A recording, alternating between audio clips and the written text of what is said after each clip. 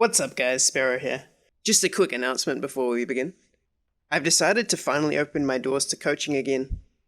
If you're interested, all the information you need is in the description below. Awesome. So today I'm going to be doing a video on defending Roach Ravager play. So to start off with, when I entered this game, the very first thing I had to consider was the map. On this map, Lake Crest, you have a very open natural base, which can make it difficult to defend against Zerg aggression, especially Roach Ravager pushes. This is perhaps the hardest map to defend early Roach Ravager play on the ladder at the moment. I'm also going to be considering the spawn location of my opponent. If my opponent is close by, it means that Roach Ravagers can get to my base a lot faster than across map. In a lot of cases, if the Zerg player is in cross map positions, they won't even try to do Roach Ravager pushes because it's such a long distance away. But because there's a chance that our player could spawn in close positions, we have to be mindful of that. Currently, I like to send out an early SCV scout.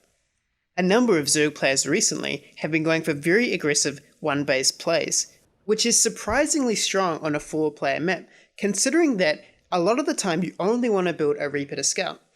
Now, if your Reaper goes the wrong direction, your opponent's aggressive units can sometimes reach your base faster than your Reaper can reach your opponent's base to scout.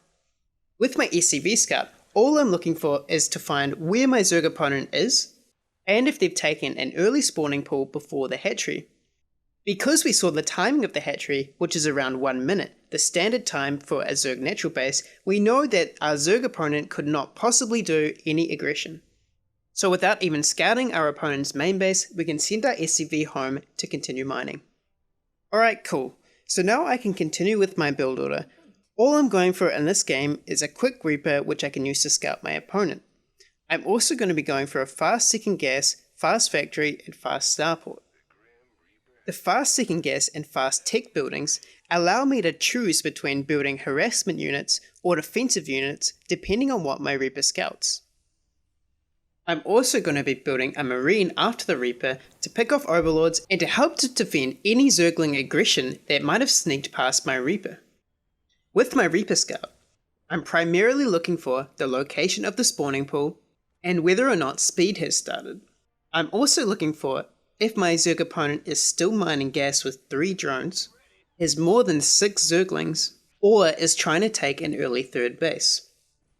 After the initial scout, I want to make sure that all my macro timings are on point and I keep moving my Reaper around, doing as much damage as possible without dying. I'm going to be doing a follow-up scout just before 3 minutes 30, the time that speed usually finishes. This scout should let me know for certain what sort of build my opponent is going for. In this case, I spot that my opponent is going for a fast Roach Warren and still has 3 workers in gas. These are both signs that my opponent wants to do early Roach Ravager aggression. Now back home, I'm going to start by building defensive structures and defensive units. I'm going to be building a bunker and a wall of supply depots to make it difficult for the Roaches and Ravagers to push forward and take out my defensive units. You want to position your bunker relatively close to your worker line, so that if an attack comes, your workers can immediately surround the bunker and begin repairing it. The bunker is the key to holding most aggressive plays from the Zerg player. The bunker allows you to retain and grow your army. However, you do this by sacrificing your economy. As you repair the bunker, your workers are often targeted by your opponent. In a good defense, you'll keep as many workers alive as possible, whilst keeping all of your defensive structures and units intact. You have to keep in mind that even if you defend an attack, your opponent's intention may have been to kill off your defending workers rather than win the game at that specific moment. By taking out a large chunk of your workers, they've effectively given themselves a winning advantage for a later point of the game. Tanks, medevacs, and marines are the ideal composition you want out against Roach Ravager early on. You want to position your tanks behind but close to the bunker, so that your opponent has to come close to the bunker and take additional damage in order to try to kill the tanks. Your medevacs should be positioned above your tanks, ready to pick them up as soon as possible. Try to avoid using boost until you really need it. As you'll see in this game, oftentimes I've used boost too early and won't reach my siege tanks in time to save them. Perhaps the hardest part of this defense is remembering to macro while you're frantically trying to position your units. You want to be building a command center, engineering bays, extra barracks, as you always have to remember that your opponent may just be building drones behind this attack. Keep in mind that your opponent has made a big investment in building these attacking units.